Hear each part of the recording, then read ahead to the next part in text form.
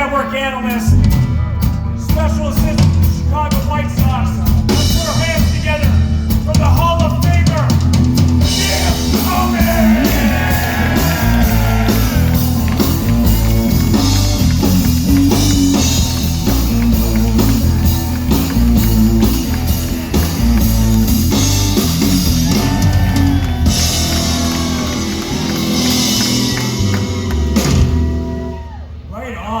Ready to hit. I just love that you show up.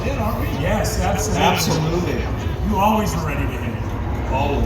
Yeah. Were you ever not ready to hit? Did you ever, like, I don't mean that in the sense, I know you're always ready to hit, but you ever just get up there and just be like, okay, I gotta clean up. I'm not ready yet. Never. Absolutely not. On the heater, 24/7. Stay on the heater. Yeah. Yes. Sometimes the heater got by you though. Yeah, you still look like you can hit jacks all over the place. It's spring training, you know, you gotta get ready to go. Best shape of your life. Best shape of your life, yeah. Until you play 2 games and then you're like, I need a day off. I need a day off, yeah, spa day. Yeah, all my calves hurt. I always said that we would train all the time, and then the 2 days of wearing your cleats, your calves are sore. Yeah, a lot of other things got sore too. So. Life of a Hall of Famer. Now time's gone on a little bit. What's that like? Is it any different? It's very humbling. It's great. It's, you know, you get a lot of kids that, you know, in the airport going back and forth from Chicago to the network in Newark. You'll get little kids that'll come up, and it's just, I gotta tell you, it's a cool thing. It's a really wonderful thing. It's a thing. I don't think you play the game to ever imagine being a Hall of Famer, and when you get that call, it's just so special. We've talked about this. You're a guy that extreme preparation. Yep.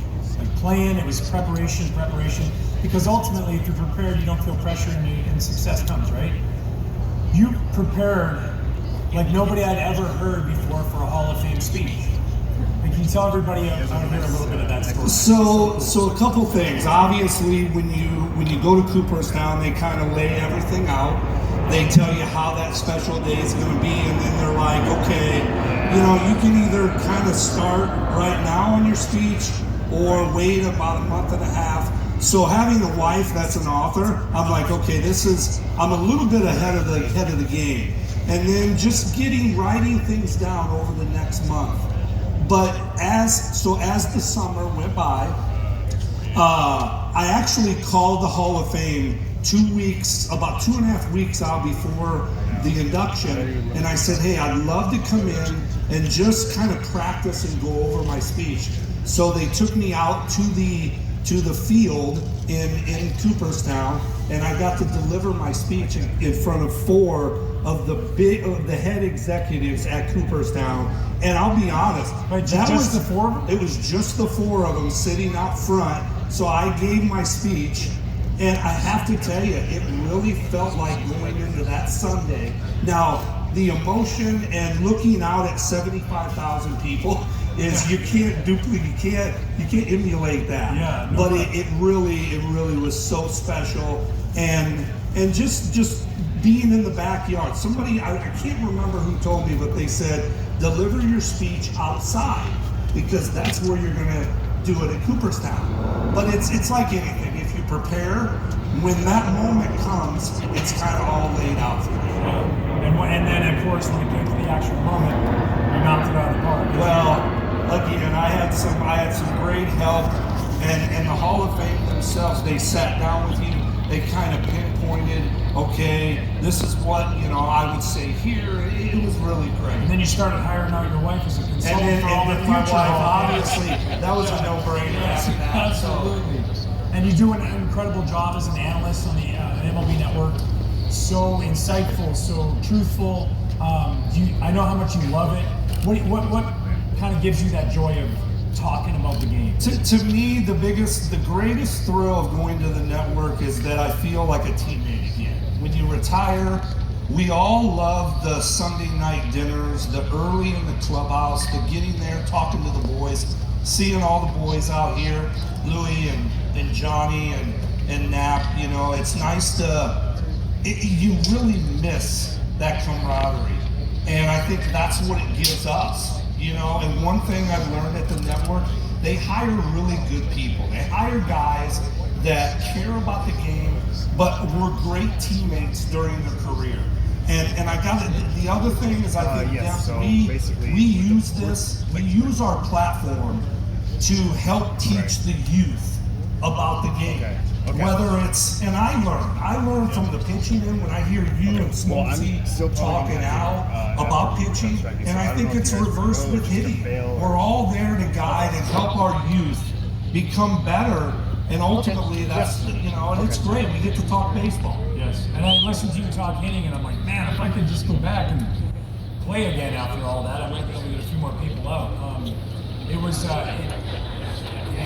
got a lot of people out. You work for the White Sox. You're a special assistant to the White Sox. The White Sox got a good team, and We're ready to the go. man's sell side, so Pat's really excited. Yes. We're He's ready been to go. enduring 5 years of me on the north side. Come to the games. And the White Sox are good. No, we're hopefully in the beginning phases where the Cubs were in 16. I've said this, we live in a great city. We've got great baseball. You know, anytime I think the White Sox and the Cubs are good, it's great for baseball, but it's great for our city. And hopefully, you know, as we've gone through this process, we've taken this slow, and I really credit our owner and our president and Rick Hahn. They've done a great job at the trades we've made, but also our draft has been great. And that probably for me is one of the biggest thrills, to go out and watch a young high school kid or a college kid and be able to bring that knowledge and input back, and then they sign with us, and then everything begins. Nice. You look back at your career in the game of baseball. What has it meant to all you, the relationship that you build and all those things? What has baseball meant to Jim Tillman? Well, it's meant so much. It's given me so much. It's given me a beautiful family. It's given me great friends. I think at the end of the day, you know, when you leave the game, if you can pick the phone up and call someone, and you meet for lunch, and you have that bond, you know, seeing the boys tonight, it's like it never ends. You know, you can be away for 10, 15, 2 years, and the minute you run into somebody that ultimately you competed against or cared about, we have this great bond and brotherhood, fraternity that's really hard to explain. Man, that's awesome. So we did this last year. Yes. And I love it. The funnest part. Yeah, it's so good, man. Just make sure, hey, if you guys need to move back a little bit, I'll try. I'm not a big launch angle guy, but I think I will be tonight. Last year when we did this, they said, hey, Jim, we're going to hit home runs. We're going to try and hit some home runs. Well, you're going to try and hit them. I'm out of this. And they said, we're going to try and hit some home runs. And he said, wood bat or metal bat? I said, wood bat. He did something like this last year. And that's a Hall of Famer right there. So we're going to do a little home run derby for charity. And what we're going to do is, last year we did this at $250 a home run I donated to White Sox charities. And we're going to up it this year. I'm going to say $500 for every ball you can hit over that fence. We're going to give you 10 swings, and we're going to try and hit some home runs. We want to do that again? All right, you guys ready for this? Hey, you guys back there, you guys got heads up, all right? Here we go. Oh, guys, it's going to be a little scary. Let's see how this goes. How's everybody doing in the back? Hey, game-saving catches, you guys better be ready. You want it up there, huh?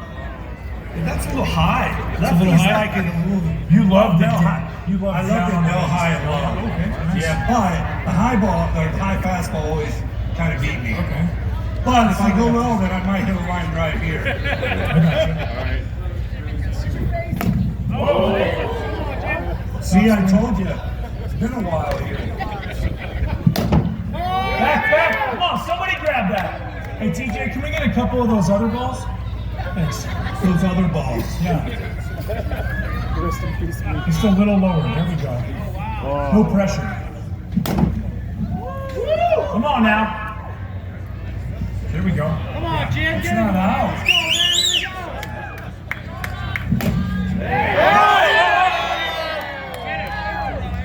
Yes!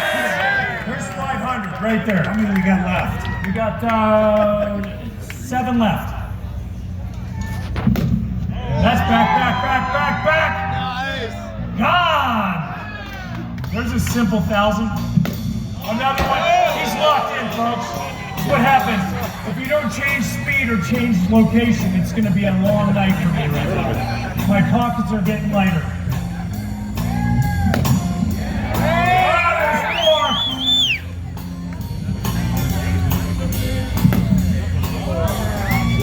Please stay short. I got kids to feed. All right, there's 5. Bonus balls. Now for everybody getting ready to go watch anybody on the home plate stage on the other side of the portalets at the Tito's tent, heads up. No, you can't have this ball on stage.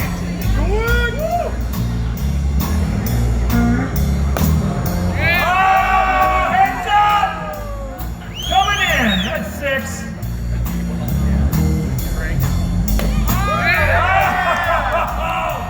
Yeah, you wanted a t-shirt, instead you got a noggin. There you go. And the money ball right here. That's 7. He's going lower. Can we get a pull homer, Jim? One of those ones you use. Papo Taco. Yeah. Right here, okay. Hey folks, how about a little noise right here for Jim Tucker right here? Come on, let's get it going. Yeah. So good right there, dude. Awesome. $3,500 for Sauce Charities. Oh, I love it. Naturally, right there. Hey, how everybody? How about the Hall of Fame of Mr. Jim Tomey?